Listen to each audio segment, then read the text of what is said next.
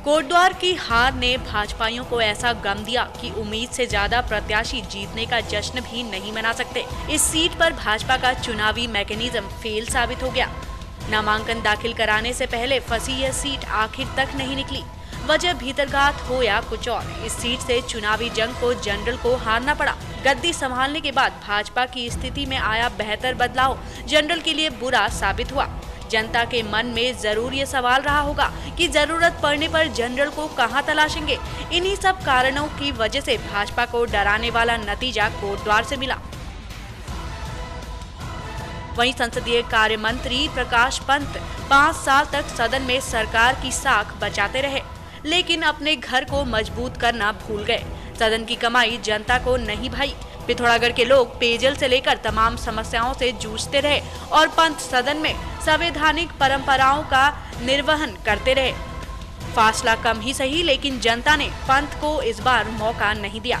इसके साथ ही agriculture reforms को लेकर 5 साल तक संघर्ष करते रहे कृषि मंत्री त्रिवेंद्र सिंह रावत को भी रायपुर क्षेत्र से हार का मुंह देखना पड़ा। पब्लिक के लिए भिन्न आक्रामकता का अभाव जैसी भूलों ने उन्हें हैट्रिक लगाने की दहलीज से बेरंग लौटा दिया। इसके साथ ही सिंचाई व लघु सिंचाई में हुए घोटालों की वजह से माधवर सिंह कंडारी की छवि भी प्रभावित हुई। 5 बार विधायक रहे भाजपा के इस दिग्गज को घर में ही अपने साड़ू भाई हरक सिंह रावत से हारना पड़ा। जनता में पकड़ होने का दावा करने वाले कंडारी को जनता इस तरह से खारिज करेगी, इसका अंदाजा उनके समर्थकों को भी नहीं रहा होगा। वहीं एक बड़ा झटका भाजपाई दिग्गज भगत सिंह कोश्यारी को भी लगा। उन्होंने अपने चहेते कैबिनेट मंत्री बलवंत सिंह भोरियाल को अपनी गृह सीट कपकोट से चुनाव लड़ाया, लेकिन पब्लिक शायद सब जान चुकी थी, तभी जनादेश भोरियाल के विरोध में गया। ऐसे में कोश्यारी के चुनाव संबंध पर भी सवाल उठना लाजमी है। भोरियाल की ख्याति दूसरे मंत्रियों की तरह ऊंची तो नहीं थी, लेकिन कोश्यारी की सीट होने से सियासी घाटा पार्टी को उठाना पड़ा। वैसे भी भोरियाल ने अपने मंत्रित्व काल में कोई ऐसा फैसला नहीं लिया जिससे जनता में उनकी छवि एक सधे हुए राजनीतिक कतार पर उभरे।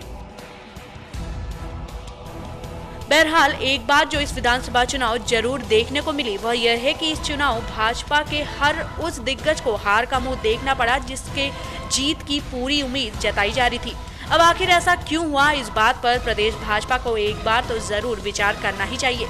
सौभाग्य मिथिला उत्तराखंड के लिए ब्यूरो चीफ मुकेश शर्मा की रिपोर्ट।